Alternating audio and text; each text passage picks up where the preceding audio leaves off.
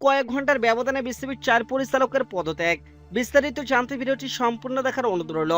দর্শক, শনিবার দুপুর থেকে ম্যারাথন সভা ছিল বাংলাদেশ ক্রিকেট বোর্ড বিসিবির। সভা শেষে একে একে 4 জন পরিচালক পদত্যাগ করেছেন। শুরুটা হয় ডিসিপ্লিনারি কমিটির চেয়ারম্যান ও cricket committee of Dhaka metro পুলিশের senior vice chairman Fayazur Rahman মিথুকে দিয়ে। এরপর কয়েক ঘন্টার ব্যবধানে একই পথে হাঁটলেন শাহরিয়ার তামিম, মেহরব আলম ও মঞ্জুরুল ইসলাম। বিসিবির একটি সূত্র বিষয়টিকে নিশ্চিত করেছে। গতকাল রাত 10টা নাগাদ মেইলের মাধ্যমে নিজেদের পদত্যাগের কথা তারা জানান। বিসিবির ফ্যাসিলিটিস বিভাগের চেয়ারম্যান হিসেবে দায়িত্ব পালন করেছিলেন তামিম।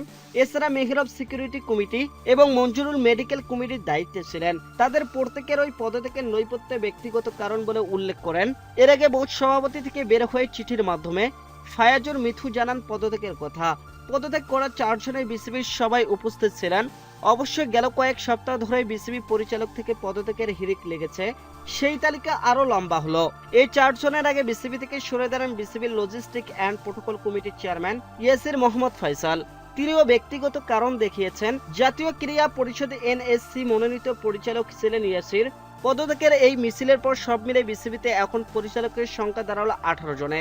নির্বাচনের মাধ্যমে 23 এবং সরকারি স্বায়ত্তশাসিত প্রতিষ্ঠান এনএসসি মনোনীত 2 পরিচালক নিয়ে গঠিত হয়েছে বোর্ড। এরপর বিনা প্রতিদ্বন্দ্বিতায় বিসিবির সভাপতি হন আমিনুল ইসলাম বুলবুল, ফারুক আহমেদ ও সাকওয়াত হোসেনকে সহসভাপতি মনোনীত করা হয়।